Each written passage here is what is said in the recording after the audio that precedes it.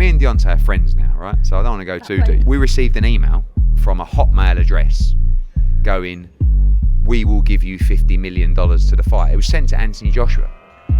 And he was like, what? Charlotte Daly, Male Sport Boxing. I'm joined by Eddie Hearn back in Dublin. Now, it's a bit of a different build-up for this fight week as to back in May.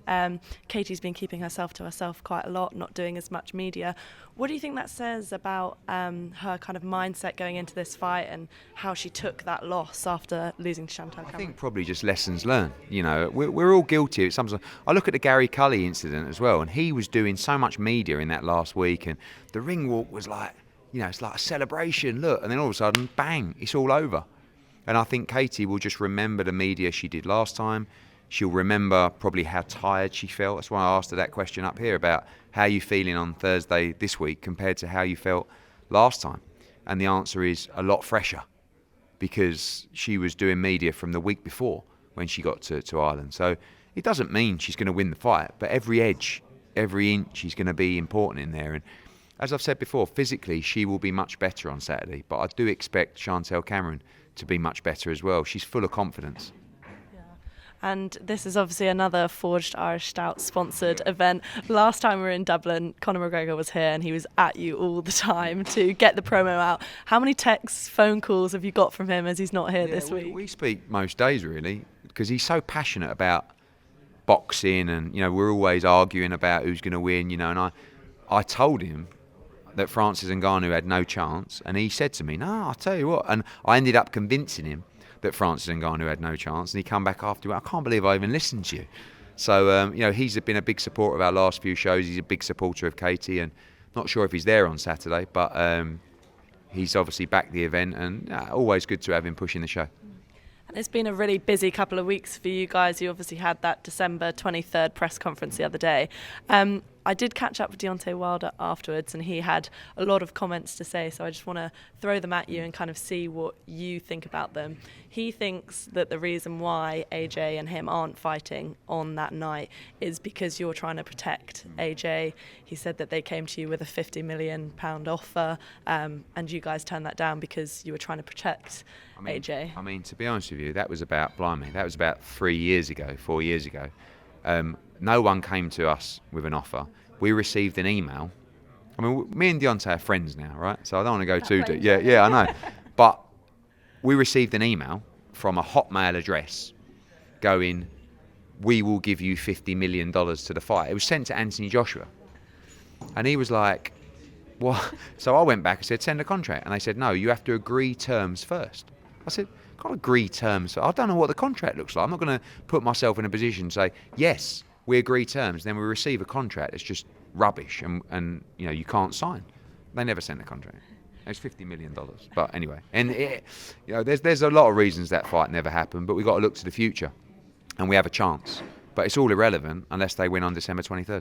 Yeah, he did say that he's confident now because of all the Saudi backing, everything like that, that is the fight we'll see next afterwards. Are you still confident, provided they obviously both get through, that will be the next fight, or will we see something before that? I think, you know, if it's going to happen, which I believe it will be the next fight. But we've both got to win. You know, I think he's got an easier fight against Joe Parker, but Joe's in good form. I think the Otto Wilding fight's a tough fight, and you know, focused on that at the moment. And obviously AJ has changed trainer. I actually personally said that I thought that this was quite a good move for him in terms of the fight that's coming up. What do you make of it? Because he has obviously moved from trainer to trainer at the moment. Yeah, I mean, the last 4 weeks he's been with Ben Davison, and that's because he had no fight signed, so I didn't want to go into camp in Dallas without that fight. Now all of a sudden we're 6 weeks out. You don't want to be flying to Dallas and then flying to Saudi 2 weeks before the fight. You're going to get 4 weeks in Dallas, probably with that first week unable to train at full capacity. So Derek's training Ryan Garcia for his fight. They had a conversation, very friendly, and of course doesn't affect the future at all. But AJ's comfortable to train in the UK for this fight. He's comfortable with Ben Davison, who's a very good trainer, and has also got experience against Otto Wilding. So works out all right. As always, people will analyse it, put it under a microscope. It's not that deep. Just getting on with it, and like I said, AJ's ready to fight.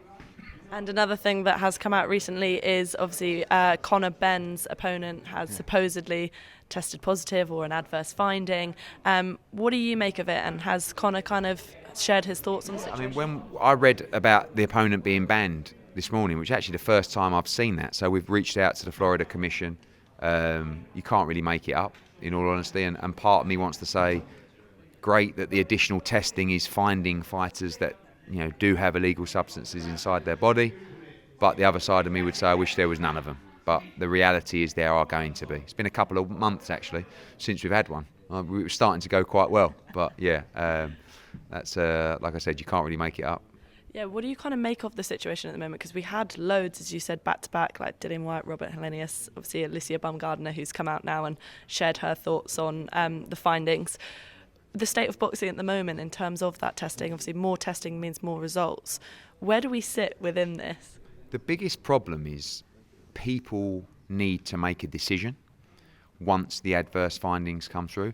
We can't, as a commercial organisation, make a decision over a governing body or a commission.